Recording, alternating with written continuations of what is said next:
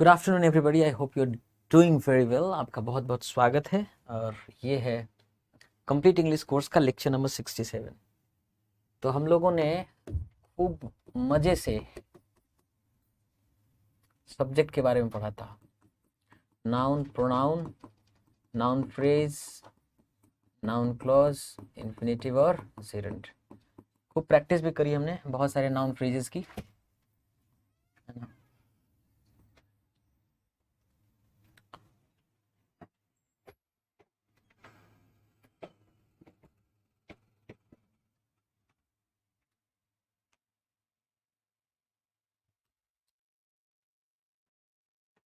Verb component के forms हमने पढ़े, है ना।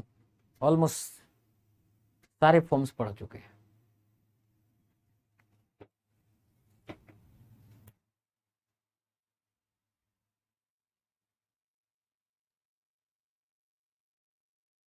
It will take a couple of seconds time and then it will become fine.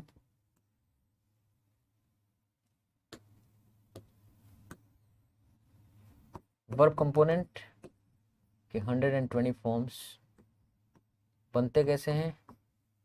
Helping verb plus main verb के combination से। 27 helping verbs हैं, इनके साथ अलग अलग मेन वर्ब कंबाइन करते हैं, 120 फॉर्म बनते हैं। ऑब्जेक्ट के रूप में यही है noun, pronoun, noun phrase, noun clause, infinitive और Geraint.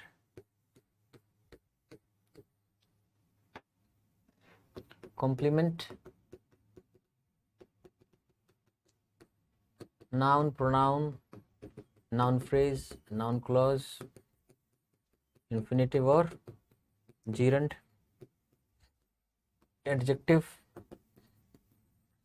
Phrase, adjective clause, preposition phrase और participle.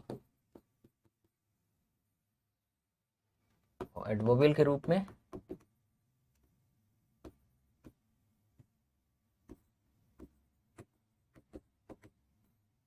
Adverb phrase, adverb clause, preposition phrase, participle और infinitive.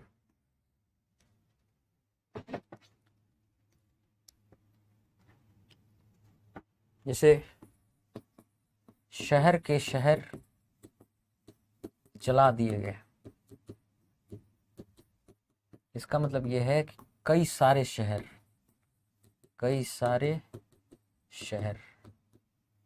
City after city was burnt down.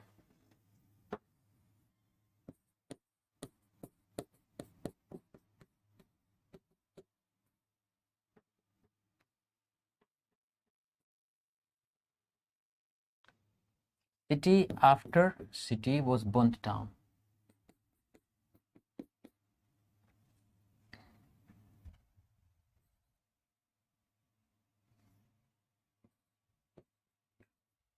हम में से कुछ अपने कर्तव्यों को भूल गए हैं,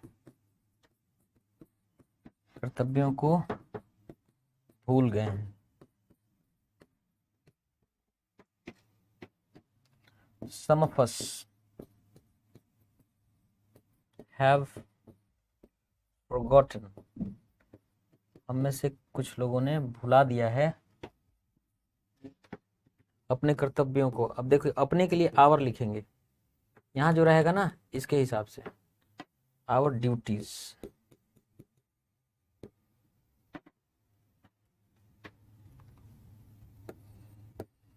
उनमें से क्या तुम में से कोई नहीं जानता अपना भविष्य? तुम में से कोई नहीं जानता अपना भविष्य। None of you knows none of you knows, यहाँ you जो है ना इसके हिसाब से your future,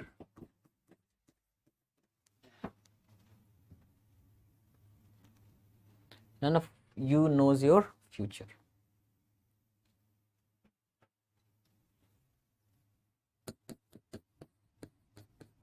वहां पानी ही पानी था.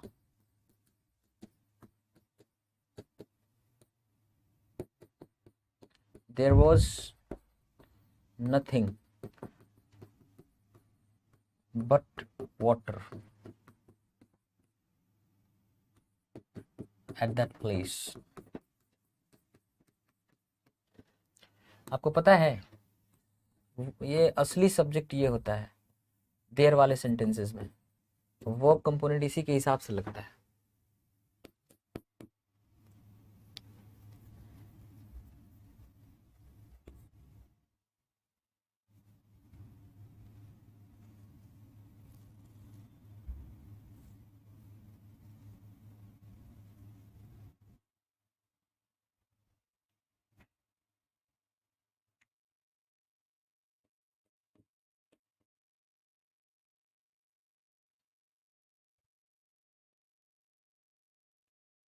काफी अच्छे खासे संख्या में लोगों ने इस साल परीक्षा छोड़ दी है.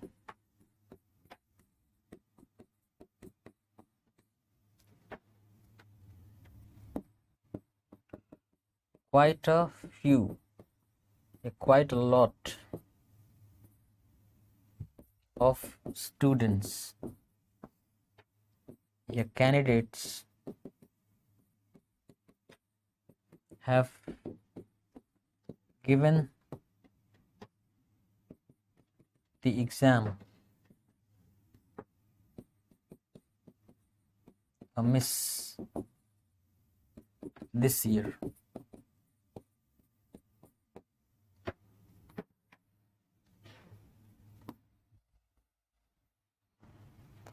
Quite a few candidates of नहीं, quite a few candidates, quite a lot, quite a few candidates, quite a lot of candidates have given the exam a miss. उन्होंने एग्जाम को मिस दिया है इस बार, मतलब एग्जाम उन्होंने नहीं किया है. ये सब सेंटेंसेस में कुछ खास है, आपको नहीं मालूम चल रहा है. Nothing but water, noun phrase. None of you, noun phrase. ये सिंगुलर है, इसके साथ सिंगुलर कंपैटिबल वर्ब लगेगा. क्वाइट अ फ्यू कैंडिडेट्स का मतलब होता है काफ़ी अच्छी खासी संख्या में लोग. ये नाउन फ्रेज है, प्लुरल होता है, प्लुरल कंपैटिबल वर्ब. तो मैं ऐसे ही नहीं लिख रहा हूँ ये सेंटेंसेस, इसके अंदर कुछ बात है. तो नाउन फ्रेज की हमने खूब अच्छी खासी प्रैक्टिस करी थी. अभी हम ऐसा करते हैं कि आज प्रीपोजिशन की पढ़ाई थोड़ी सी कर लेते हैं. You know why? इसलिए क्योंकि भाई जो प्रीपोजिशन है अपने बाद प्रीपोजिशन फ्रेज की जरूरत तो हर जगह है ना. प्रीपोजिशन जो है, प्रीपोजिशन फ्रेज एडजेक्टिव एडवर्ब का काम करता है. वो नाउन फ्रेज में भी आ जाता है और एडवर्बियल का भी काम करता है, कॉम्प्लीमेंट का भी काम करता है. तो प्रीपोजिशन ना बात करके ऐसा करते हैं, पहले एडवर्बियल ही कर लेते हैं थोड़ा सा, फिर लौटेंगे हम लोग.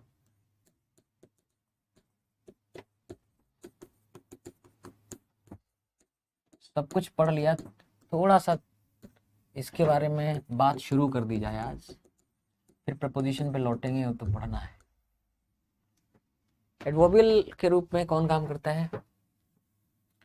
तो एडवर्बियल के रूप में काम करता है adverb, adverb phrase, adverb clause, preposition phrase,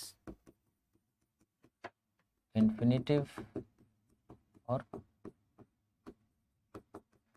participle.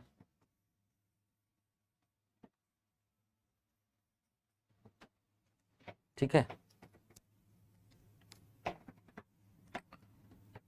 और एडवर्बियल जो हैं 3 तरह के होते हैं.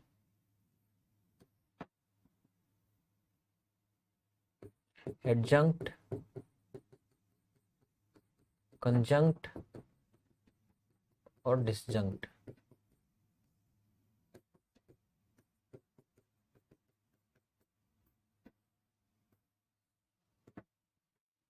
एडजंक्ट, कंजंक्ट और डिसजंक्ट।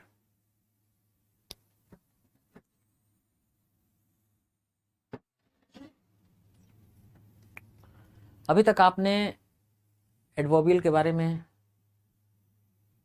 अधूरा ही जाना है।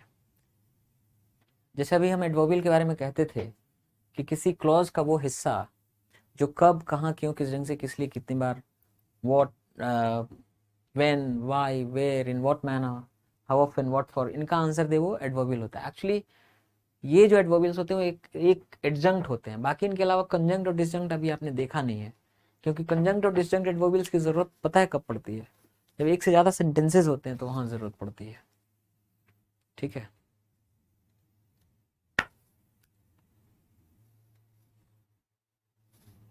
तो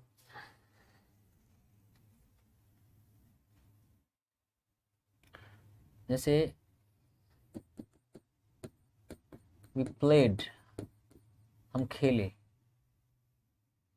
या हम खेलते थे डेली, या हम लोग खेलते थे एवरी संडे, हर संडे को, या हम लोग खेलते थे व्हेन वी हैड टाइम, जब हमारे पास फ्री टाइम होता था हम तब खेलते थे, है ना। वी प्लेड ऑन संडेज, हम लोग संडे संडे को खेलते थे। We played to keep ourselves fit, हम लोग खेलते थे अपने आप को फिट रखने के लिए। वी प्लेड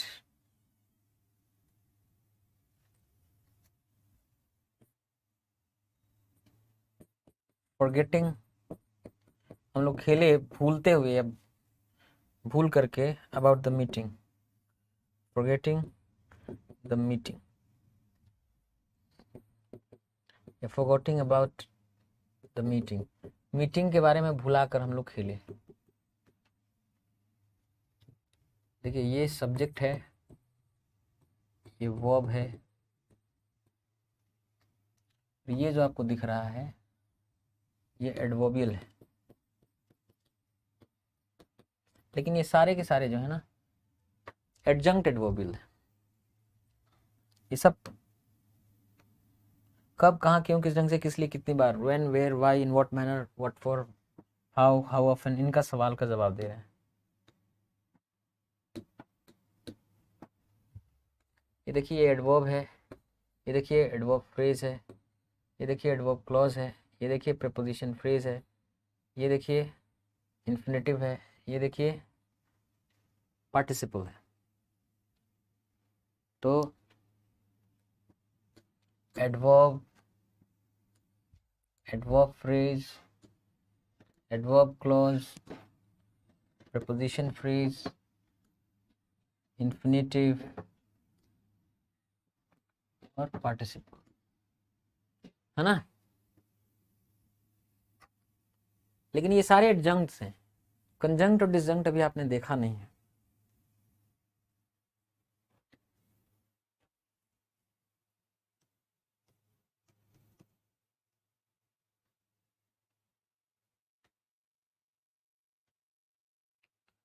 अभी आपने कंजंक्ट और डिसजंक्ट देखा नहीं है।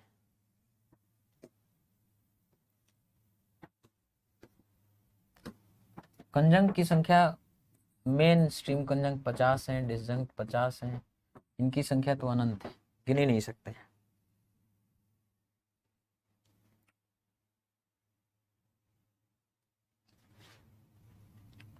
कंजंक्ट और डिसजंक्ट बताते हैं कैसा होते हैं। जैसे ही वॉज इल,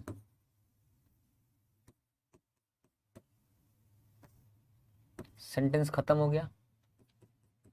नॉनदलेस,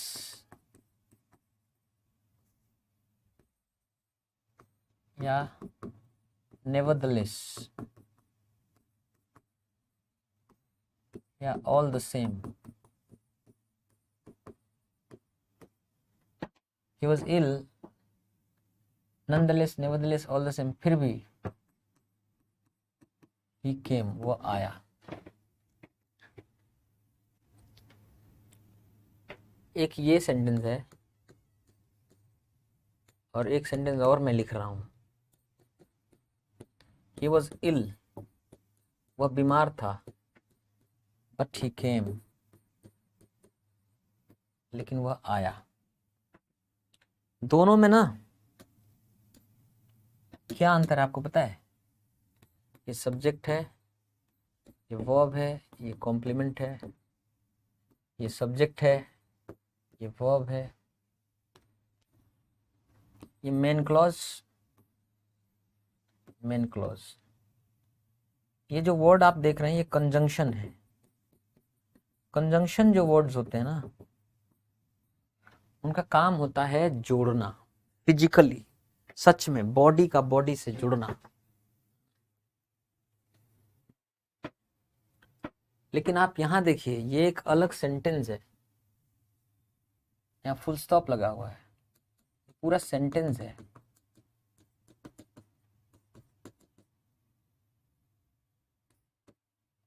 यहां से यहां तक भी पूरा एक क्या है? सेंटेंस है.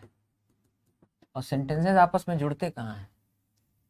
ये सेंटेंस नंबर 1, ये सेंटेंस नंबर 2, ये पूरा मिलके एक सेंटेंस है.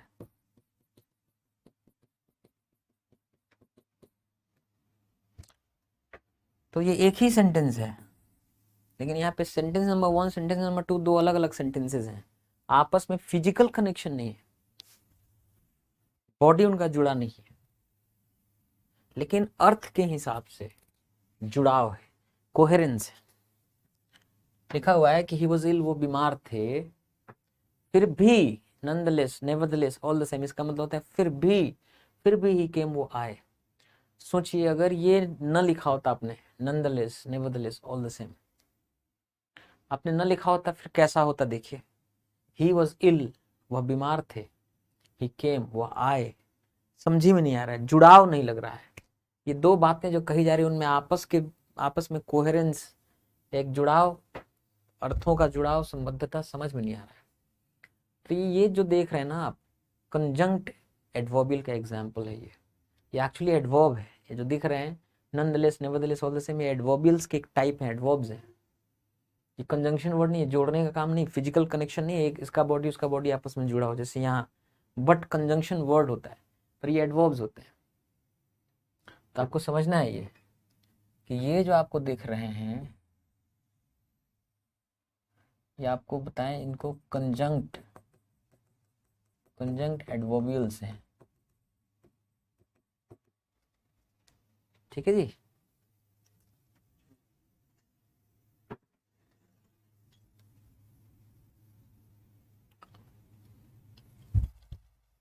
कंजंक्ट एडवर्बियल का काम क्या होता है कि जो नई बात कही जा रही है,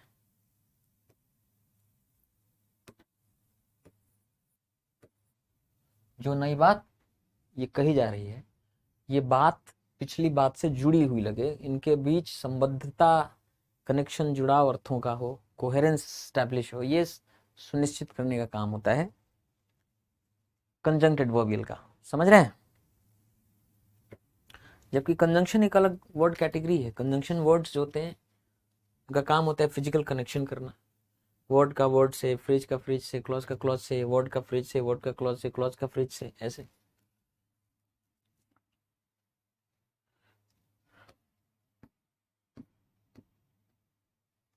जो डिसजंक्ट होता है वो कैसा होता है कि सरप्राइजिंगली, आश्चर्यजनक रूप से,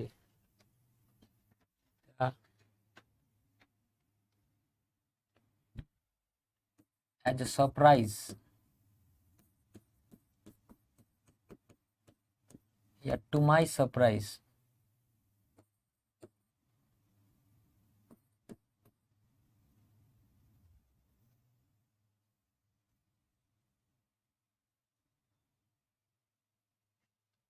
The surprisingly, none of us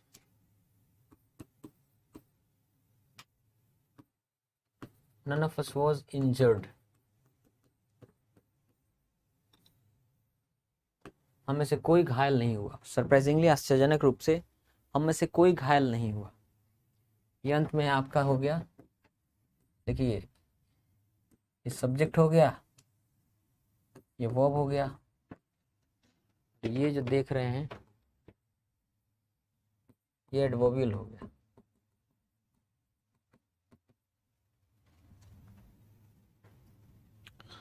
अब ये जो आपको दिख रहा है सरप्राइजिंगली एज अ सरप्राइज, ये कंजंक्ट है, कंजंक्ट एडवर्बियल। क्या करता है कंजंक्ट एडवर्बियल? तो सॉरी, डिसजंक्ट एडवर्बियल। डिसजंक्ट एडवर्बियल क्या करता है? डिसजंक्ट एडवर्बियल जो बात कही जा रही है, कोई कमेंट कर रहा है ना। आपको ये यहाँ हमें एक चीज बतानी चाहिए कि इसको जो है कनेक्टिंग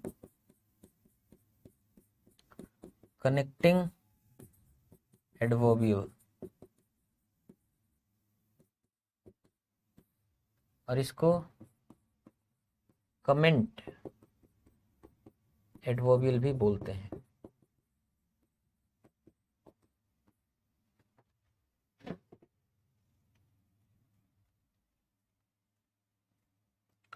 तो जब आप कोई चीज कमेंट कर रहे होते हैं ना, कोई टिप्पणी या कोई ओपिनियन दे रहे होते हैं, तो जो आप राय दे रहे हैं, कमेंट कर रहे हैं, और वो कोई कमेंट कर रहे हैं, उसके बारे में आपका क्या ख्याल है, उस चीज के को आप क्या सोचते हैं।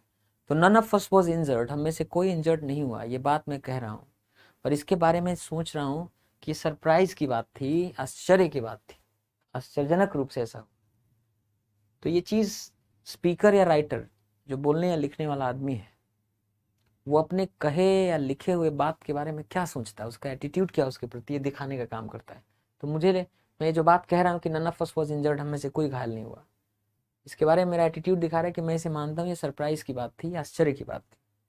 ठीक है, तो ये कंजंक्ट एडवर्बियल है। फॉर्चुनेटली या as luck would have it,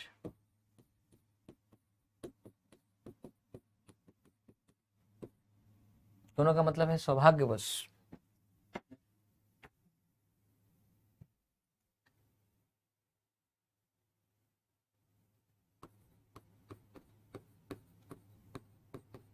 A person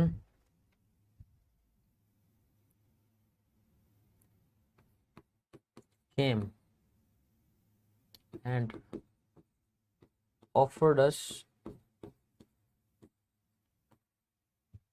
money। अब देखिए, अ पर्सन सब्जेक्ट है, केम एंड ऑफर्ड ये वर्ब है,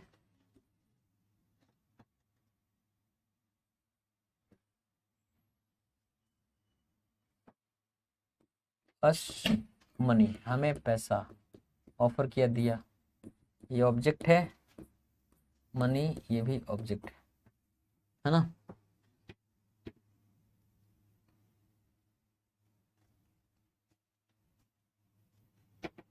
और ये क्या है?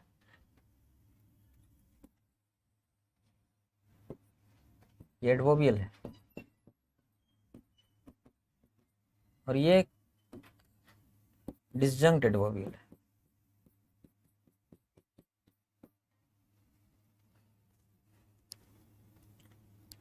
तो जो मैं ये बात कह रहा हूं कि एक आदमी आया और ऑफर किया, दिया हमें पैसा, ये बात के बारे में मेरा एटीट्यूड क्या है, मैं इस चीज को क्या मानता हूं कि ये एक सौभाग्य की बात थी, फॉर्चुनेटली।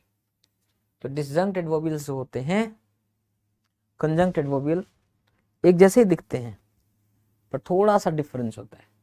कंजंक्ट एडवर्बियल क्या करता है कि कि जो आप नई बात कह रहे हैं वो नई बात पिछली बात से जुड़ा हुआ या कोहेरेंट लगे, ये सुनिश्चित करने का काम करता है। जबकि डिसजंक्ट एडवर्बियल क्या है, जो बात आप कह रहे हैं उस बात को लेकर आप क्या सोचते हैं, उसके प्रति आपका नजरिया या सोच क्या है, आप क्या मानते हैं उस चीज को। तो जो मानते हैं वो दिखाने का काम करता है कि आपके अंदर की फीलिंग क्या है उसको लेकर, जो आप कमेंट कर रहे हैं, जो ओपिनियन दे रहे हैं, जो बात कह रहे हैं, है ना। ये डिसजंक्ट एडवर्बियल्स हैं।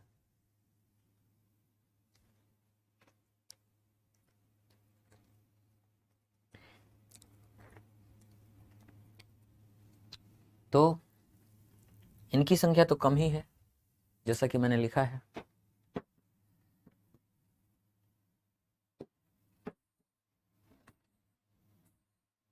लेकिन इनकी संख्या हाई एडजंक्ट के रूप में कोई भी adverb, adverb, phrase, adverb, clause, preposition, phrase, infinitive participle काम कर सकता है। इनकी संख्या बहुत ज्यादा है ना।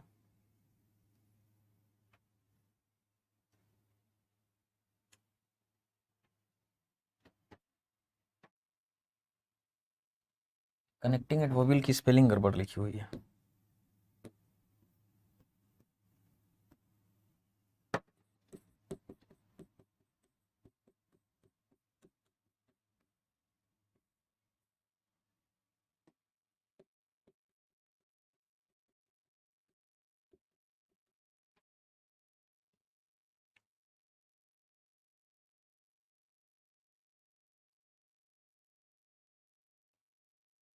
अब एग्जाम में सवाल पूछा जा सकता है आपसे जहां ये समझ बहुत काम आएगा आपको। जैसे लिखा हुआ है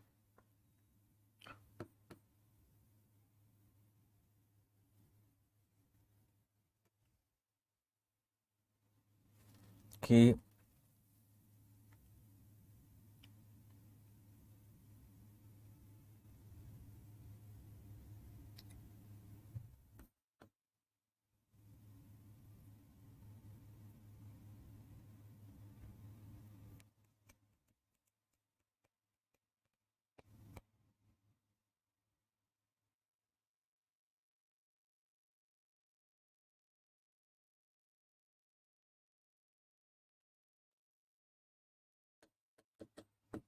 एवरीबडी वॉज अनहैप्पी, हर आदमी नाखुश था, फिल द ब्लैंक है।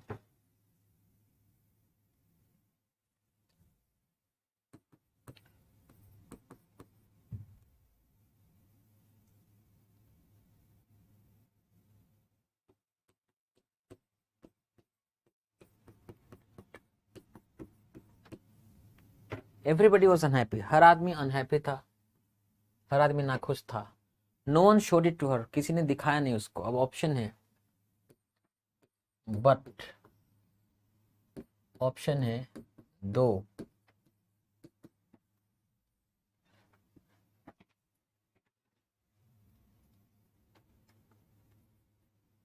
ऑप्शन है डिस्पाइट, और ऑप्शन है हाउएवर।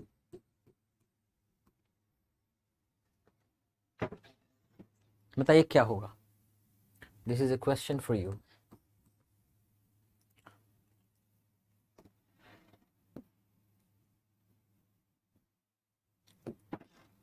देखिए बट मतलब होता है लेकिन,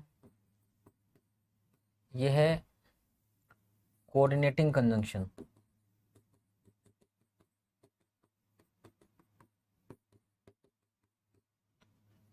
दो का मतलब होता है यद्यपि, ये क्या है subordinating conjunction.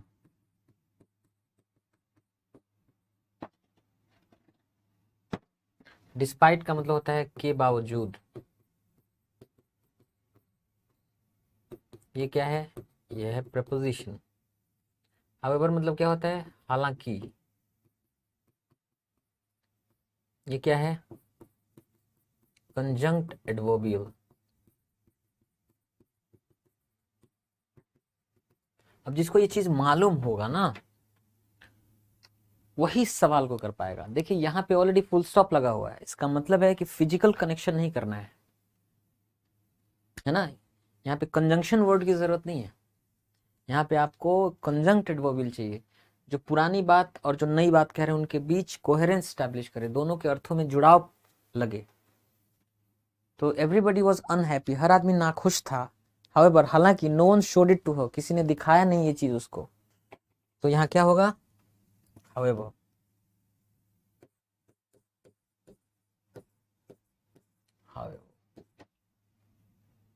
However no one showed it to her, हालांकि किसी ने ये चीज दिखाई नहीं उसको।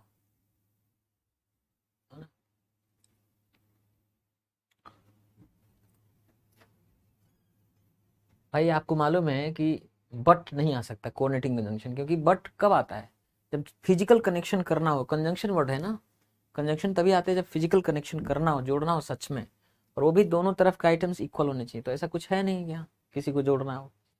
दो जो है, क्योंकि ये जोड़ना है ही नहीं, क्योंकि ये तो फुल स्टॉप आ गया, ये अलग सेंटेंस है, ये अलग सेंटेंस है। दो मतलब यद्यपि सबऑर्डिनेटिंग कंजंक्शन है, सबऑर्डिनेट क्लॉज की शुरुआत में आता है। सबऑर्डिनेट क्लॉज अकेले आ ही नहीं सकता, वो हमेशा किसी न किसी मेन क्लॉज के साथ ही आएगा। तो केवल अगर आप ये लिख देते कि though no one showed it to her, यद्यपि किसी ने चीज दिखाया नहीं इसको, आगे फिर कुछ बोलना पड़ता, कुछ है ही नहीं यहाँ। केवल सबऑर्डिनेटिंग कंजंक्शन अकेले नहीं हो सकता, सेंटेंस में मेन क्लॉज का होना जरूरी होता है, तो ये नहीं होगा। डिस्पाइट तो बहर प्रपोजिशन ही है, प्रपोजिशन यहाँ आगे क्या करेगा, प्रपोजिशन के बाद हमेशा नाउन या नाउन इक्विवेलेंट आते हैं। जैसे प्रपोजिशन के बाद नाउन, प्रोनाउन, नाउन फ्रेज आता है, नाउन क्लॉज आता है, जीरेंड आता है। प्रपोजिशन फ्रेज बनाने के लिए वो एडजेक्टिव एडवर्ब का काम करते हैं, यहाँ इस तरह की कोई जरूरत ही नहीं थी। तो बहुत ही क्लियरली, स्पष्ट रूप से यहाँ हाउएवर ही कंजंक्ट एडवर्बियल ही चाहिए था, इसी की जरूरत थी।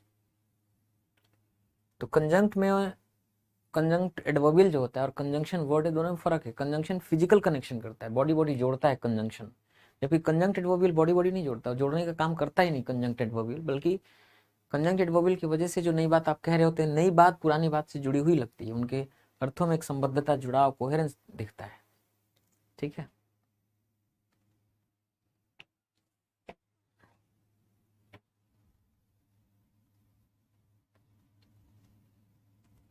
तो हम आपको एक लिस्ट देंगे कंजंक्ट और डिसजंक्ट एडवर्बियल्स की। जैसे अगर आप देखिए, हम आपको 3 सेंटेंसेस लिख रहे हैं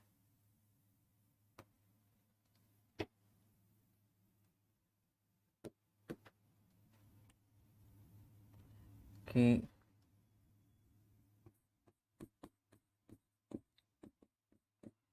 though he was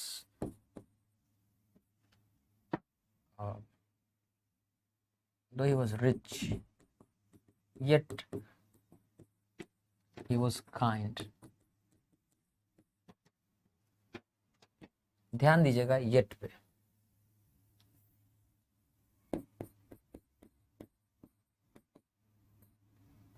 though he was rich, यद्यपि वह अमीर था, yet he was kind, फिर भी वो दयालु था।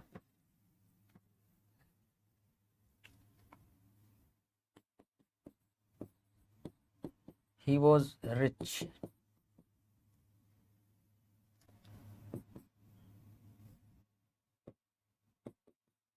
yet he was kind।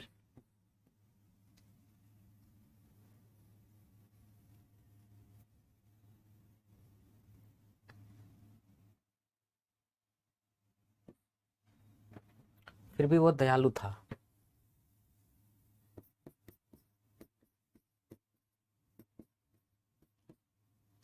he is not reached he is not reached the hospital yet।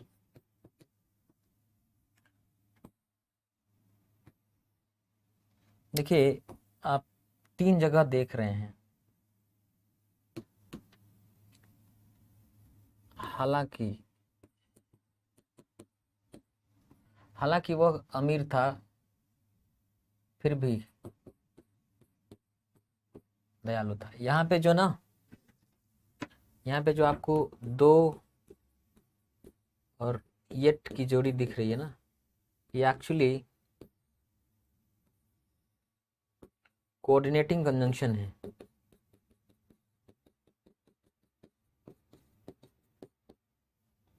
ठीक है। यहाँ जो येट दिख रहा है आपको, ये कंजंक्ट एडवर्बियल है। यहाँ येट का मतलब है फिर भी, ये कंजंक्ट एडवर्बियल है यहाँ पे।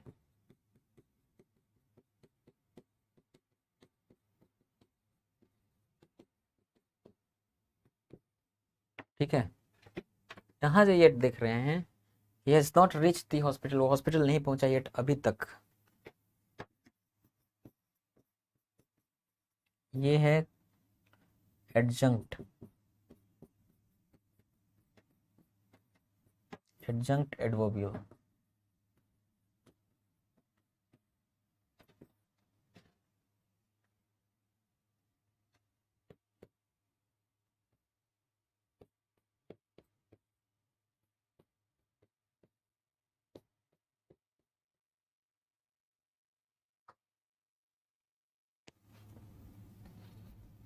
तो ये क्या है, कई पहचान है उसकी।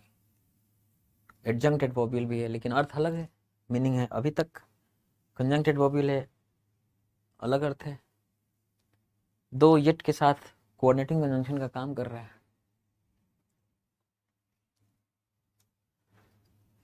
तो फंक्शन देख के बता सकते हैं, अर्थ देख के बता सकते हैं, अर्थ और फंक्शन देख के बताएंगे कि वो क्या कर रहा है, कहाँ किस चीज के रोल में है ना। एडवर्बियल के बारे में दो बातें आपको सीखनी है। एडवर्बियल के बारे में दो महत्वपूर्ण बातें क्या सीखनी है, चाहे वो एडजंक्ट हो, चाहे वो कंजंक्ट हो, और चाहे वो डिसजंक्ट हो। एडवर्बियल के बारे में एक तो सीखना है, एडवर्बियल वर्ब अग्रीमेंट। ये भी एक नई चीज सीखी आप। केवल सब्जेक्ट वर्ब अग्रीमेंट नहीं होता है, एडवर्बियल वर्ब अग्रीमेंट भी होता है। और दूसरा एडवर्बियल प्लेसमेंट।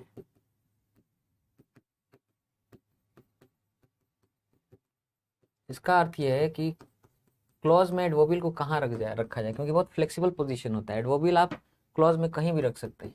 तीन पोजीशन होता है, फ्रंट पोजीशन, मिड पोजीशन और end position.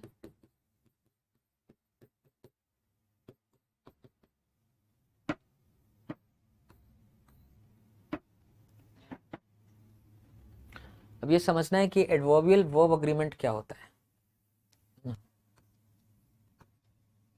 Adverbial verb agreement ये होता है कि जैसे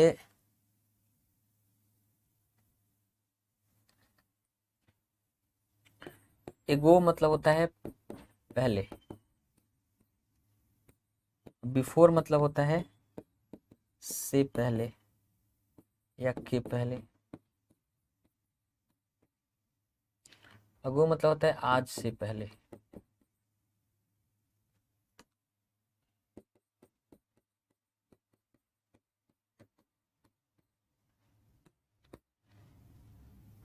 तो ये है तो एडवर्बियल है, ये भी एडवर्बियल है।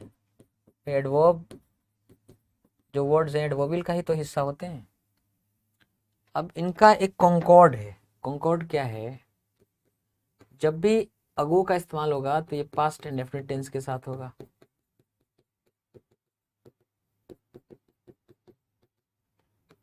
जब भी बिफोर का इस्तेमाल होगा तो किसी परफेक्ट टेंस में होगा। ये जो कॉन्कॉर्ड है, संबंध है, समझना है। जैसे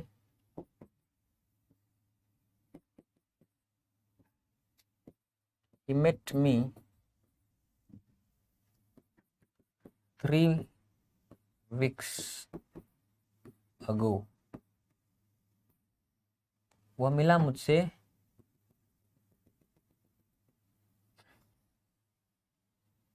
3 हफ्ते पहले।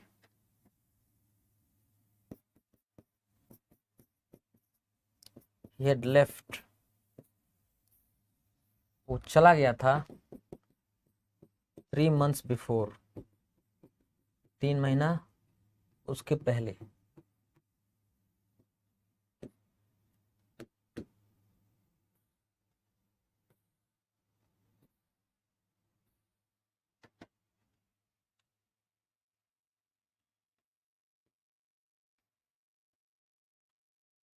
तो he met me 3 weeks ago, वो तीन महीने पहले मुझसे मिला, and he had left 3 months before, और वो 3 महीने पहले निकल चुका था। आप देख रहे हैं कि जब अगो आ रहा है, पास्ट इंडेफिनिट टेंस, बिफोर आ रहा है पास्ट परफेक्ट टेंस, तो एक तरफ जो है एडवर्बियल और एक तरफ वर्ब कंपोनेंट, इनके बीच का जो ये कॉन्कॉर्ड या अग्रीमेंट है वो आपको जानना पड़ेगा, किसके साथ क्या लगेगा। ठीक है, तो ऐसे कितने एडवर्बियल्स हैं जिनके जानना पड़ेगा, तो मैं लिस्ट दूंगा, ज्यादा से ज्यादा 40 भी ज्यादा ही बोल रहा हूँ मैं, 30 एडवर्बियल्स हैं जिनके साथ आपको जानना है क्या होगा। ठीक है, अब मैं आपको बता रहा हूँ।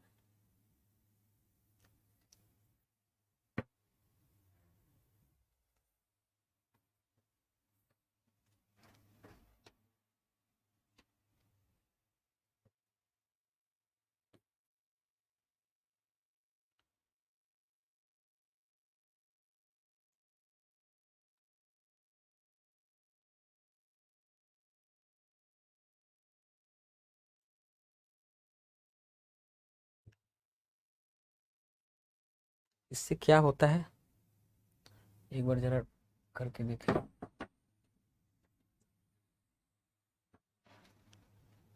कुछ हुआ?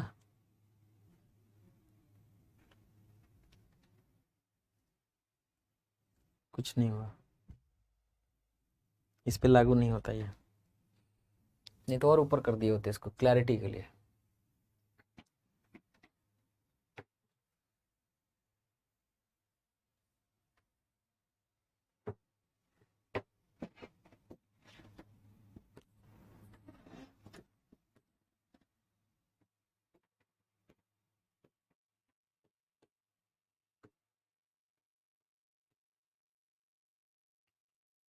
तो दूसरी चीज जो मैं इसमें बता रहा था कि एडवर्बियल का प्लेसमेंट क्लॉज के भीतर, कि क्लॉज में कहाँ रखा जाए उसको, तो प्लेसमेंट 3 होते हैं।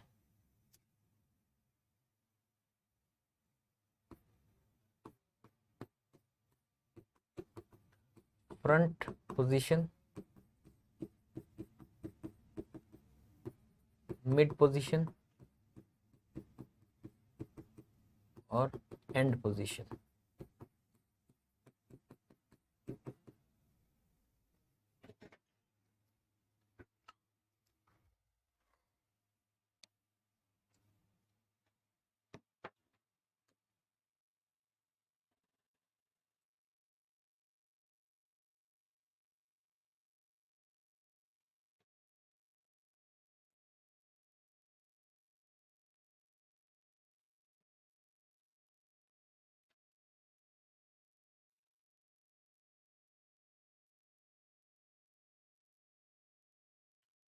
प्लेसमेंट क्या होता है, जैसे आपने कहा कि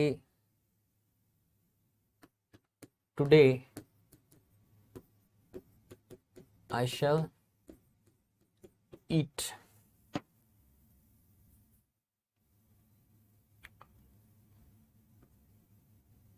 टुडे आई शैल ईट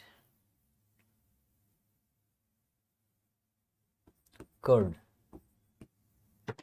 आज मैं खाऊंगा दही, ये सब्जेक्ट है।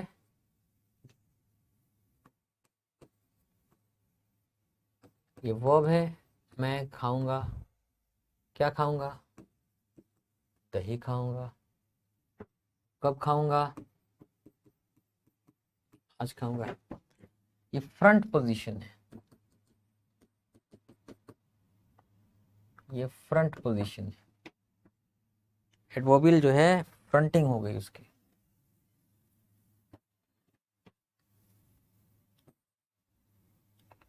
I always, I will always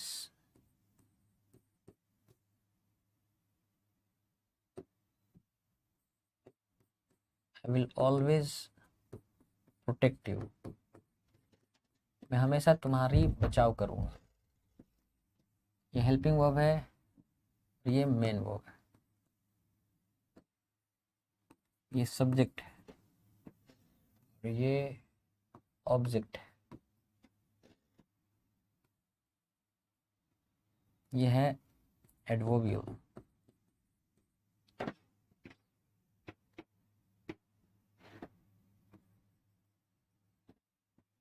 देखिए मिड पोजीशन है, मिड पोजीशन में इस्तेमाल हुआ है। मिड पोजीशन होता है बीच में।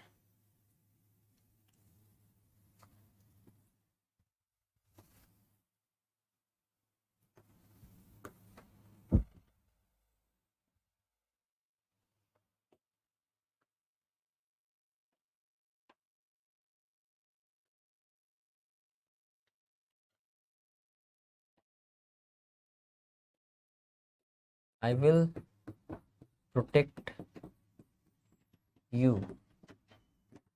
always।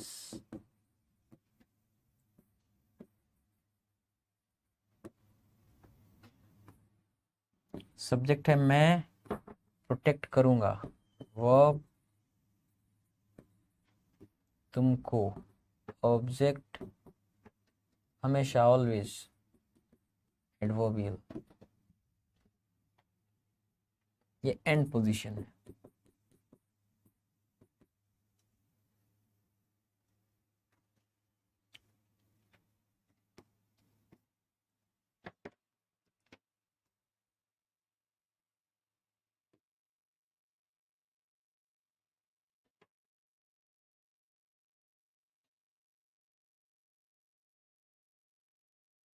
तो एडवर्बियल के मल्टीपल प्लेसमेंट हैं, 3 प्लेसमेंट्स हैं, फ्रंटिंग हुए है, एंड पोजीशन है, मिड पोजीशन है। इसके बारे में सीखना पड़ता है। क्यों? क्योंकि हर एडवर्बियल का हर जगह इस्तेमाल नहीं हो सकता है। कुछ एडवर्बियल्स हैं जिनका सिर्फ मिड पोजीशन में इस्तेमाल हो सकता है, कुछ हैं जिनका केवल एंड पोजीशन में इस्तेमाल हो सकता है। तो फिक्स्ड प्लेसमेंट है, ये नहीं कि कहीं किसी का भी इस्तेमाल कर सकते हैं। ये सीखना पड़ता है। You have to learn this। आपको ये चीज़ सीखना पड़ेगा, ठीक है। आइए आज मैं प्लेसमेंट आपको समझाता हूँ। देखिए फ्रंट पोजीशन में और एंड पोजीशन में तो कोई फ़र्क नहीं है, मतलब वो फ़र्क कह रहा हूँ, डिफ़िकल्टी तो नहीं है उसको समझने में। फ्रंट पोजीशन, फ्रंट पोजीशन का मतलब क्या होता है? तो फ्रंट पोजीशन का मतलब होता है कि पहले एडवर्बियल आ गया, बाकी चीज़ें बाद में आएंगी। जो सब्जेक्ट है, वर्ब है, ऑब्जेक्ट कॉम्प्लीमेंट है, ये सब बाद में आएंगी।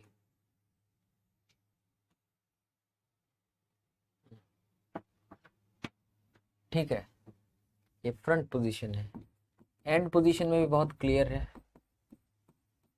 एडवर्बियल का एंड पोजीशन का अर्थ क्या है कि सब्जेक्ट आ गया,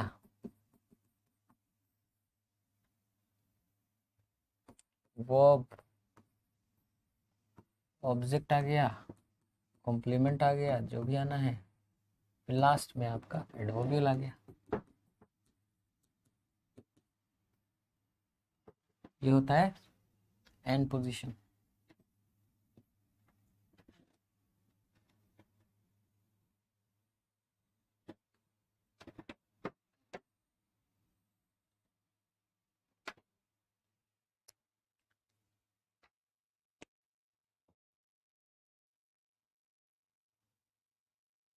मिड पोजीशन क्या होता है? ये तो स्पष्ट हो गया। मिड पोजीशन क्या होता है?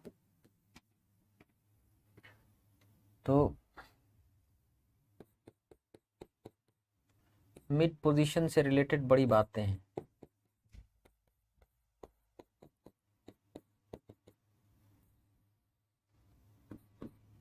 अलग अलग सिचुएशंस हैं। सिचुएशन नंबर 1,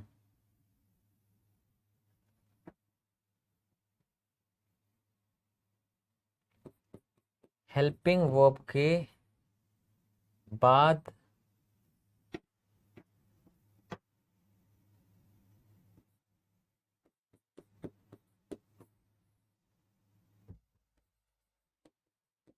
पहले हेल्पिंग वर्ब के बाद।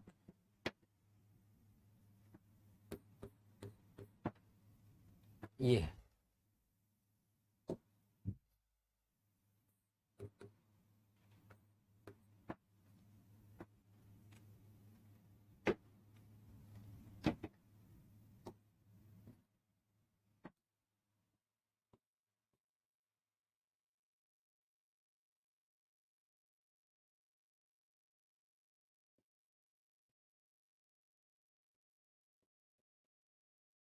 I may never have passed. I may never have passed the exam. मैं एग्जाम कभी ना पास किया होता। यह है मिड पोजीशन, पहले हेल्पिंग वर्ब के बाद, दूसरे हेल्पिंग वर्ब या मेन वर्ब के पहले। Situation number 1। सिचुएशन नंबर 2,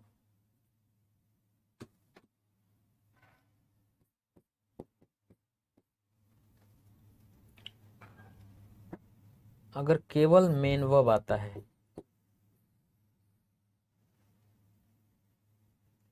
तो मेन वर्ब के ठीक पहले।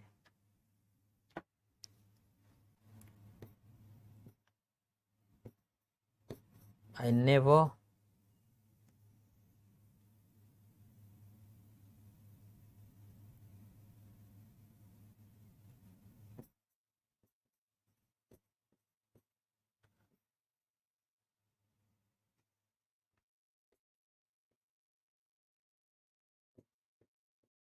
never lied to you. मैंने कभी आपसे झूठ नहीं बोला। लेकिन सिचुएशन नंबर 3 क्या है कि अगर इज, एम, आर, वॉज, वर, अगर ये मेन वर्ब का काम कर रहे हैं तो इनके बाद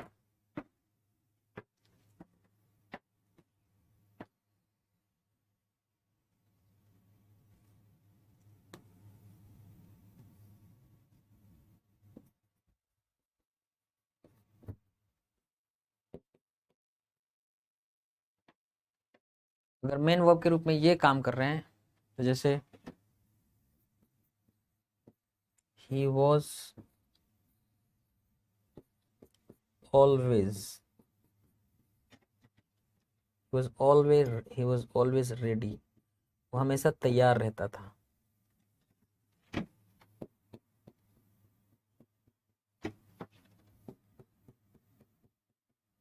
ये है मेन वर्ब, ये है मेन वर्ब, ये है मेन वर्ब, ये है हेल्पिंग वर्ब, ये है हेल्पिंग वर्ब, है ना।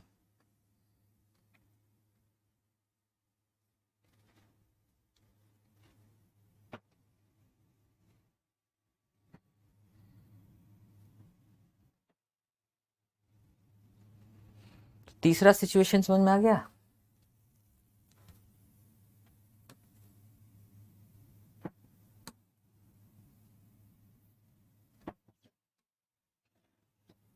पहला सिचुएशन ये था,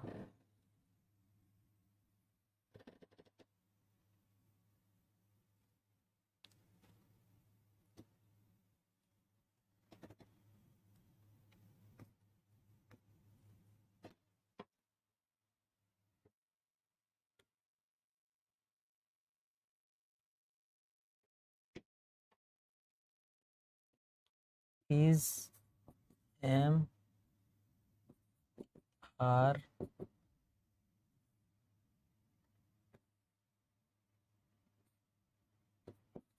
is, am,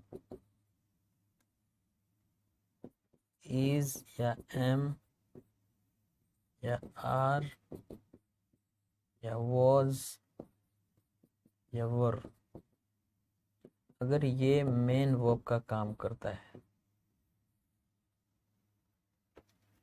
तो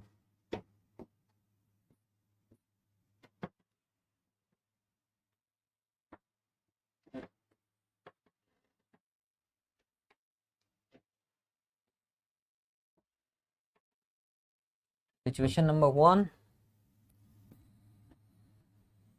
सिचुएशन नंबर 2,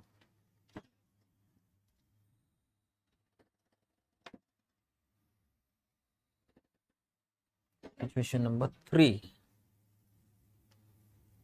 3 अलग अलग सिचुएशन हो गए मिड पोजीशन में। सब ध्यान रखना है, आम तौर पे मिड पोजीशन का मतलब होता है पहले हेल्पिंग वर्ब के बाद। लेकिन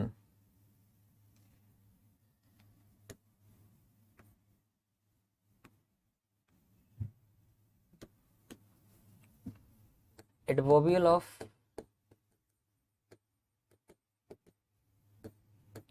कंप्लीटनेस, कंप्लीटनेस बताने वाले एडवर्बियल, अभी पता चलेगा क्या होता है।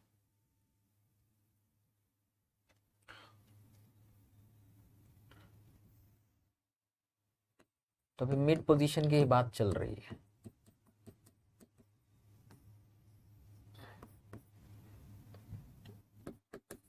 फोर्थ सिचुएशन क्या है कि जो एडवर्बियल ऑफ कंप्लीटनेस होते हैं उनकी स्थिति में मिड पोजीशन का अर्थ होता है helping verb, helping verb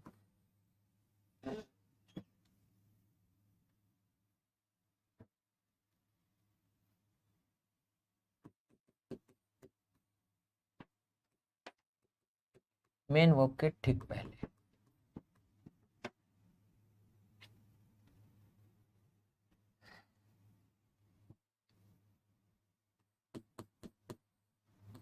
My house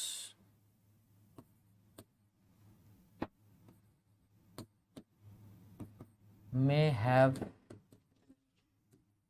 been totally destroyed, मेरा घर पूरी तरह बर्बाद कर दिया गया होता। Helping verb, helping verb, helping verb, main verb.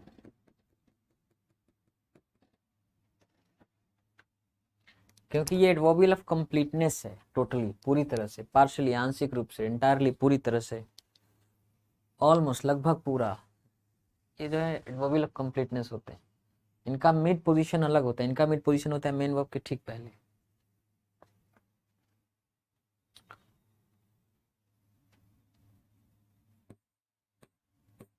पांचवी स्थिति मिड पोजीशन में,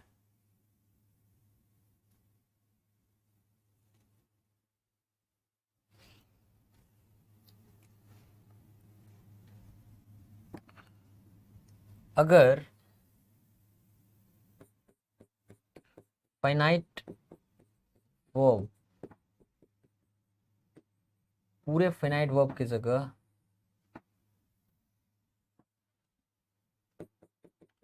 अगर पूरे फाइनाइट वर्ब की जगह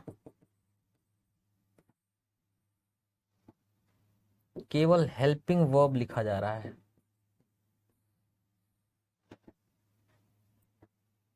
तो पांचवी स्थिति ये है कि इसके पहले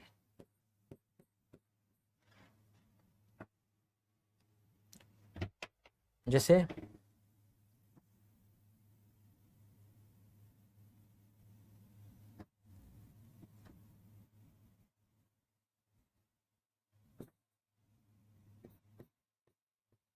आई लव यू, मैं आपको प्रेम करता हूं,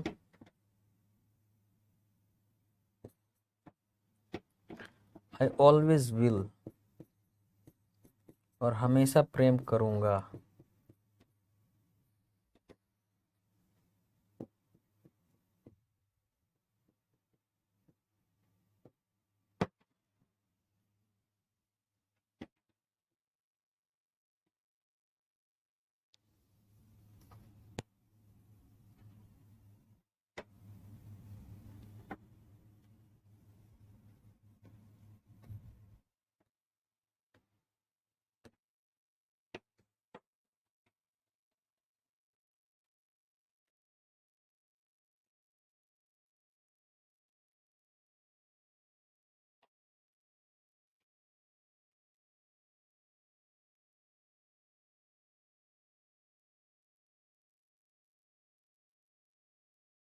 ये फिफ्थ सिचुएशन हो गया है ना।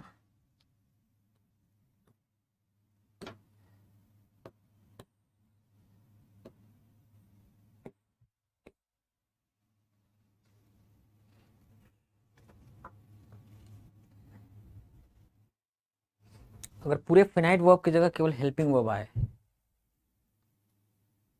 जैसे I will always love you, मैं हमेशा आपको प्रेम करूंगा, तो विल लव पूरा होता विल लव, प्रेम करूंगा, फिनाइट वर्ब पूरा होता विल लव, लेकिन उसकी जगह सिर्फ आपने हेल्पिंग वर्ब लिख दिया। शॉर्ट आंसर्स में ऐसे अक्सर होता है, जब छोटे आंसर्स दे रहे होते हैं आप, तो स्पेशली शॉर्ट आंसर्स में। शॉर्ट आंसर्स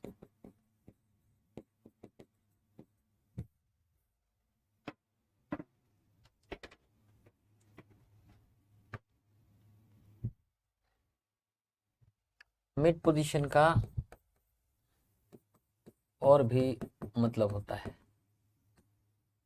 और भी सिचुएशंस होते हैं। 6 सिचुएशन क्या है मिड पोजीशन का, जैसे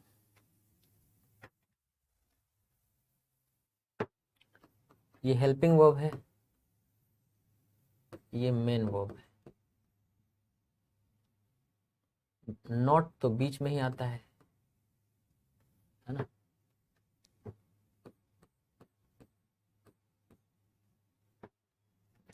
अब क्या है कि अगर एडवर्ब ऐसा लिखना है जो नॉट के लिए आए, तो आप एडवर्बियल यहां भी लिख सकते हैं, आप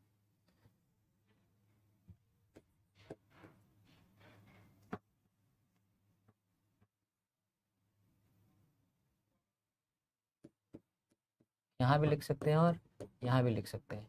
यहां से भी नॉट को करेगा और यहां से भी नॉट को करेगा,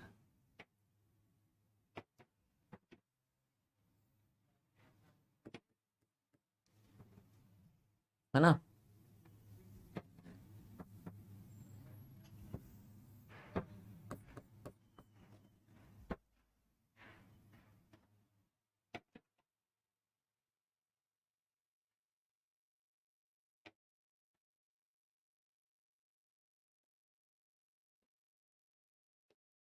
जैसे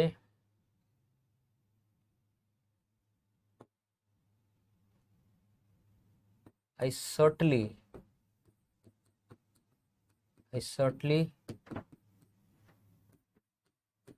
विल नॉट हेल्प हर, मैं निश्चित रूप से उसकी मदद नहीं करूंगा। ये मेन वर्ब है, ये हेल्पिंग वर्ब है,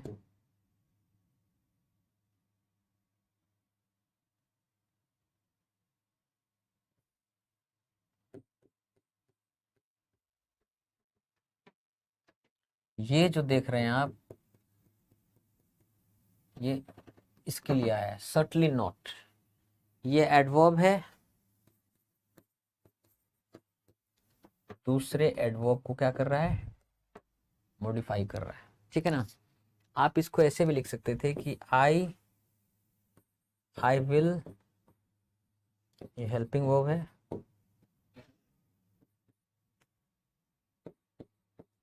I will certainly not help her, मैं निश्चित रूप से उसकी मदद नहीं करूंगा। ये मेन वर्ब है, ये हेल्पिंग वर्ब है, और ये जो है एडवर्ब है,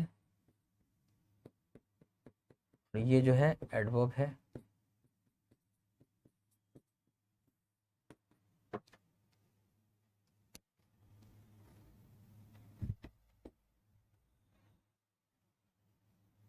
बल्कि कलर स्कीम थोड़ा सा डिफरेंट कर देता हूँ, ज़्यादा क्लैरिटी आएगी।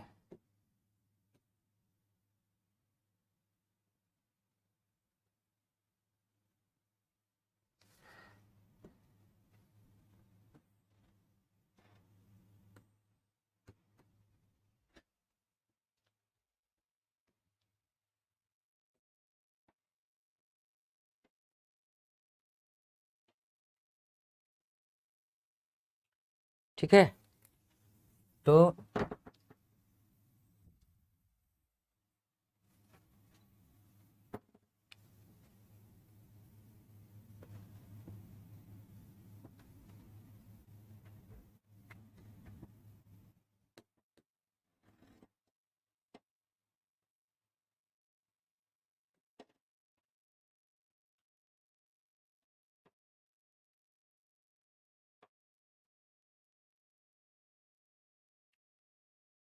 नॉट के लिए जब आएगा तो हमेशा उसके पहले ही रहेगा एडवर्बियल।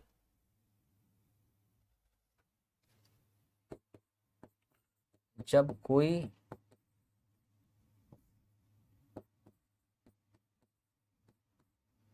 कोई एडवर्बियल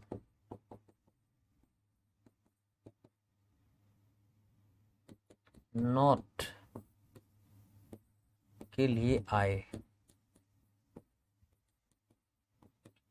तो हमेशा उसके पहले ही आएगा।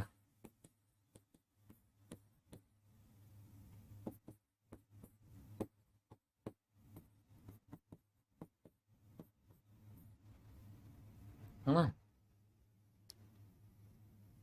चाहे वो यहाँ आए चाहे वो यहाँ आए, उसके पहले ही आएगा। हेल्पिंग वर्ब के पहले आ सकता है, हेल्पिंग वर्ब के बाद आ सकता है, लेकिन अभी इसमें भी पंगा है। पंगा ये है कि अगर डू डज अगर हेल्पिंग वर्ब है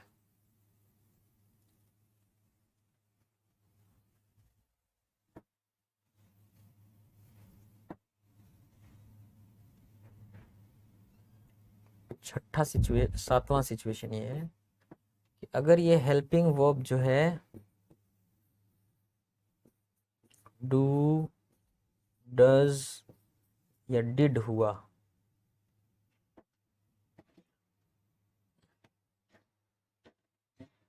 तो इसी में लिख लेते हैं।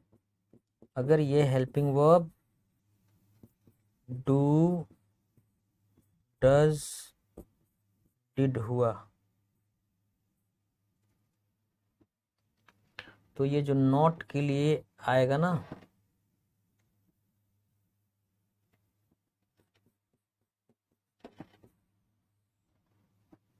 ये नॉट के लिए जो आएगा एडवर्बियल वो यहाँ आएगा।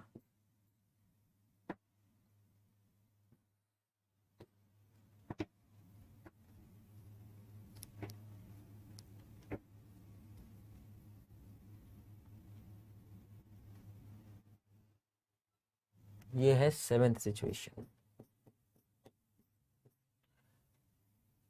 केवल ये स्पेशली डू डज डिड के लिए आता है। अगर ये हेल्पिंग वर्ब का काम कर रहा है डू डज डिड, तो नॉट के लिए जो आएगा वो यहाँ आएगा, यहाँ नहीं आएगा। ठीक है, जैसे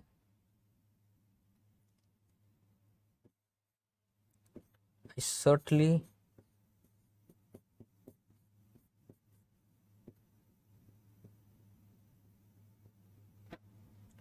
certainly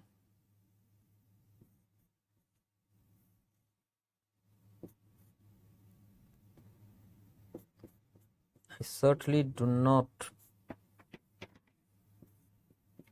agree, मैं निश्चित रूप से सहमत नहीं हूं विद इट, इस चीज से।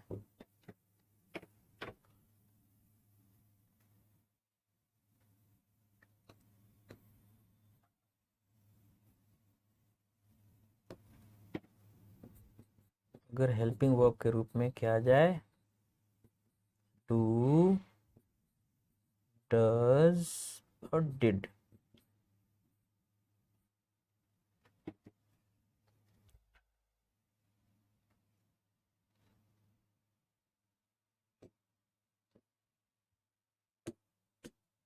इस सर्टनली किसके लिए आया है, नॉट के लिए आया है।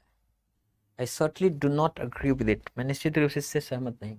मिड पोजीशन का ये मतलब होता है, एडवर्बियल का मिड पोजीशन का। सेवेंथ सिचुएशन, एट सिचुएशन देखिए क्या है। मिड पोजीशन का आठवां एक स्थिति है।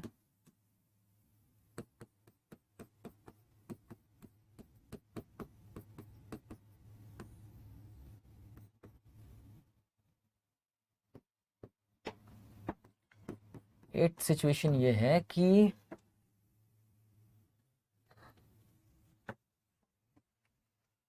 अगर मेन वर्ब को करना है, मान लीजिए नॉट तो आया ही है,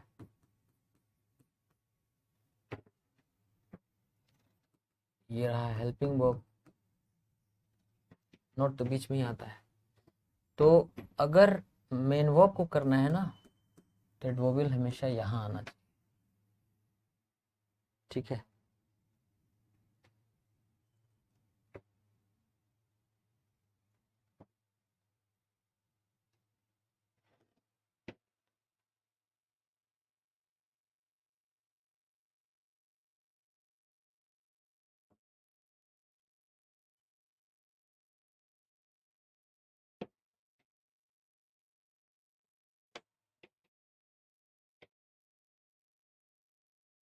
एक इसको कैसे कर दिया मैंने, गड़बड़ हो गया।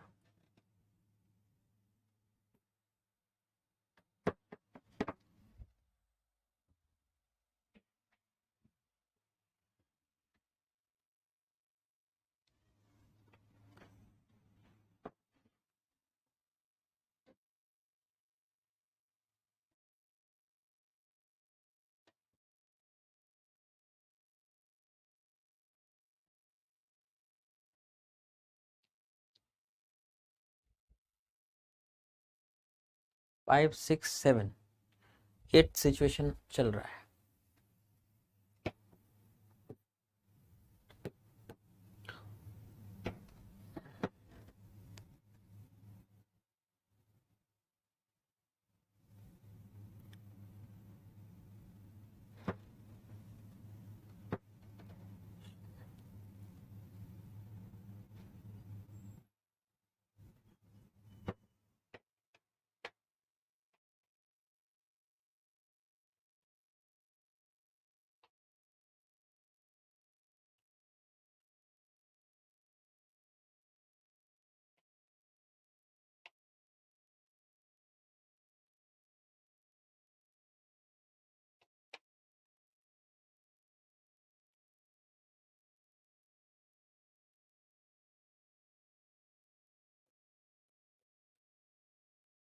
It was not finally महीनता से, it was not finally crushed, इसको महीनता से नहीं कूटा गया था।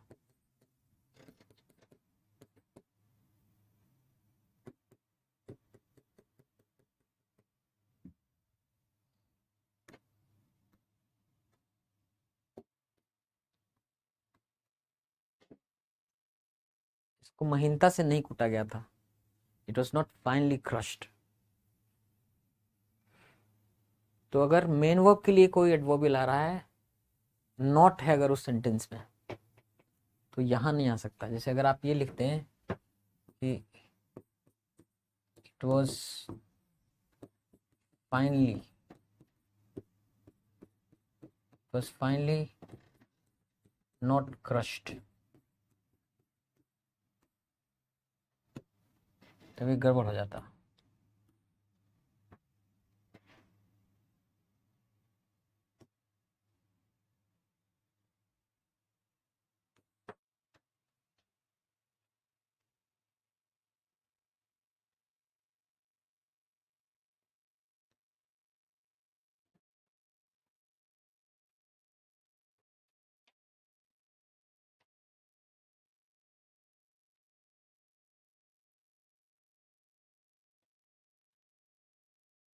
ठीक है, ये 8th सिचुएशन है।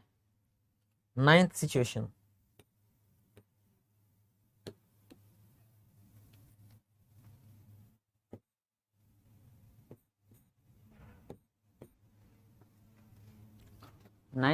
क्या है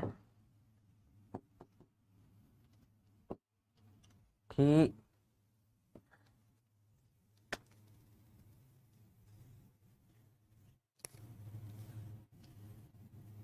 कभी कभी ना एस्पेक्ट को ही, मतलब क्रिया किस स्टेज में है, वो स्टेज, वो एस्पेक्ट ही जो है उसको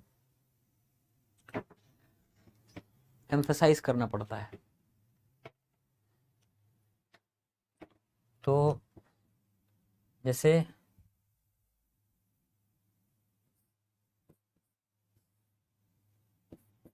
जो हेल्पिंग वर्ब है ना,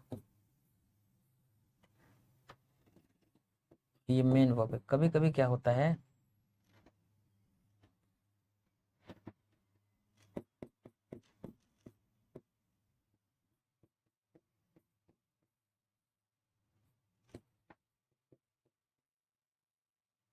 कभी कभी क्या होता है कि हेल्पिंग वर्ब को ही क्या होता है, एम्फसाइज करना होता है। तो he already has completed, he already has completed it।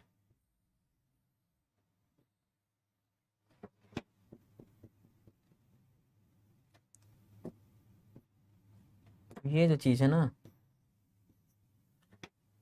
ये हेल्पिंग वर्ब को एम्फसाइज कर रहा है। तो ये 9 सिचुएशंस हैं।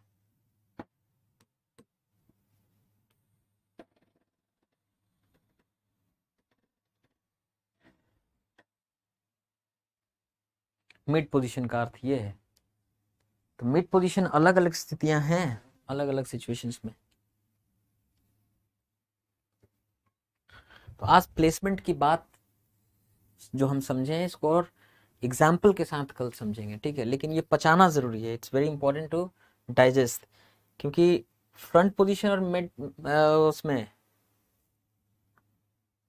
फ्रंट पोजीशन क्या होता है, तो जो सबसे पहले हो, है ना, सबसे पहले भाई, तो ये फ्रंट पोजीशन हो गया। सबसे एंड में आ गए तो भाई ये एंड पोजीशन हो गया, है ना।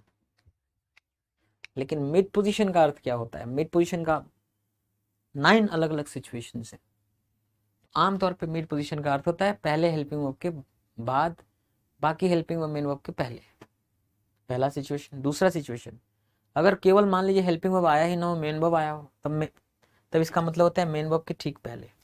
तीसरा सिचुएशन, अगर मेन वर्ब ही केवल आया है और मेन वर्ब के रूप में इज, एम, आर, वॉज, वर आया है, तो मिड पोजीशन का मतलब होता है उसके बाद। 3 सिचुएशन। चौथा, अगर एडवर्बियल ऑफ कंप्लीटनेस हो तो उसके लिए मिड पोजीशन का मतलब जानते हो क्या होता है, सारे हेल्पिंग वर्ब के बाद एकदम मेन वर्ब के ठीक पहले।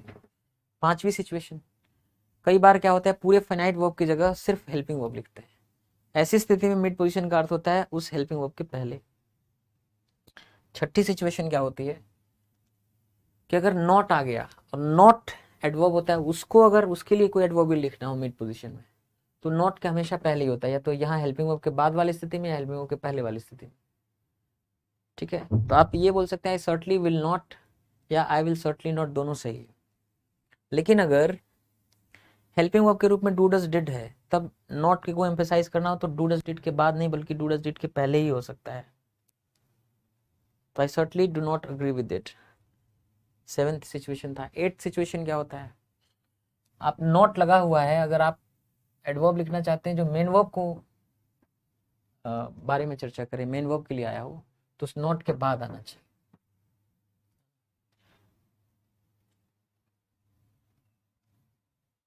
वरना अगर नॉट के पहले लिख देंगे कहीं तो नॉट को करने लगेगा, जबकि हमें मेन वर्ब को करना है तो नॉट के बाद लिखना है। और 10th सिचुएशन क्या है, कई बार हमें क्या होता है कि इसको एम्फसाइज करना होता है, हेल्पिंग वर्ब को।